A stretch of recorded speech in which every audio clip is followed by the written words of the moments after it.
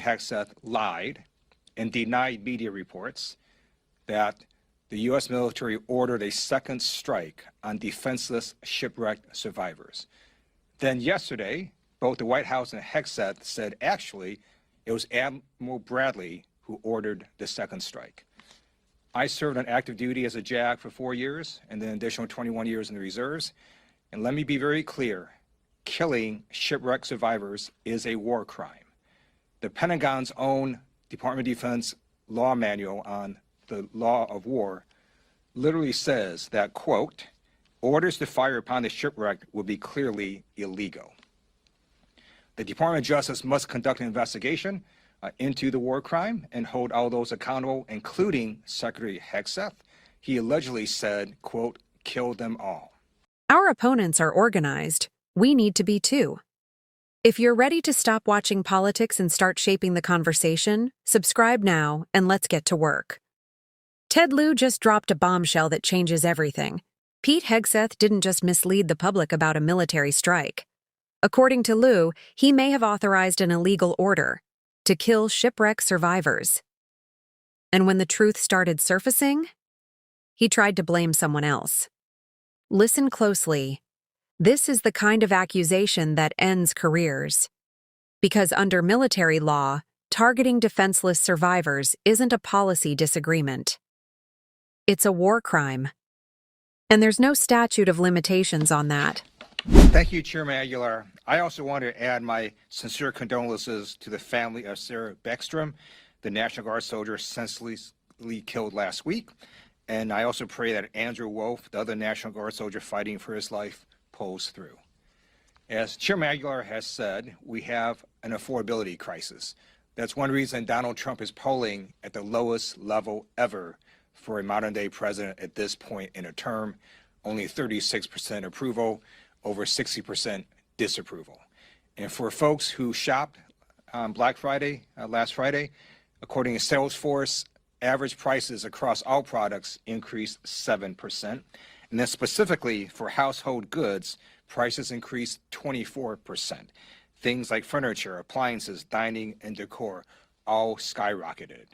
And what is Donald Trump doing? He wants to make sure his Great Gatsby ballroom is as big as it can be. Trump and his rubber stamp Republicans are not focusing on the affordability crisis, and now we have healthcare costs skyrocketing. And if we don't extend the ACA tax credits, it's going to mean that millions of Americans are either going to lose health insurance or pay a lot more for the healthcare premiums. Now I'd like to talk about war crimes. Last week, Secretary Hegseth lied and denied media reports that the U.S. military ordered a second strike on defenseless shipwrecked survivors. Then yesterday, both the White House and Hegseth said actually it was Admiral Bradley who ordered the second strike.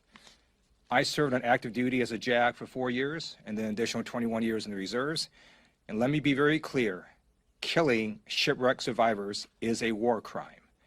The Pentagon's own Department of Defense law manual on the law of war literally says that, quote, orders to fire upon the shipwreck will be clearly illegal.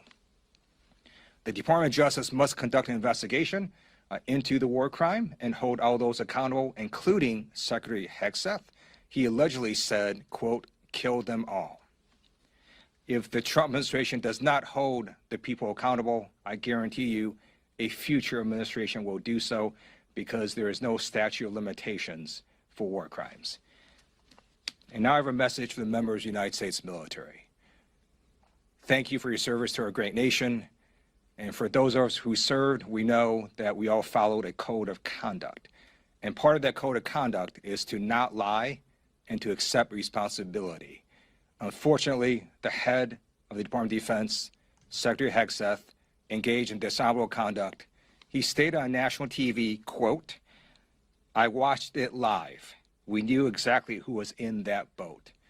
And instead of accepting responsibility for what happened, Hegseth chose to throw Admiral Bradley under the bus. Shame on Pete Hegseth. He is a coward. He must resign. Here's what makes Ted Lieu's accusation cut deeper than typical political theater. He's not a pundit.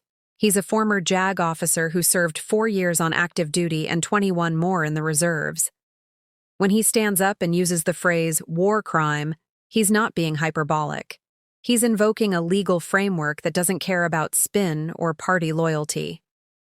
And he starts with something profoundly human: a National Guard soldier killed, another fighting for his life. Real families grieving, real loss. Then he draws the contrast. While service members die, the president is focused on expanding a ballroom at Mar-a-Lago. It's not subtle.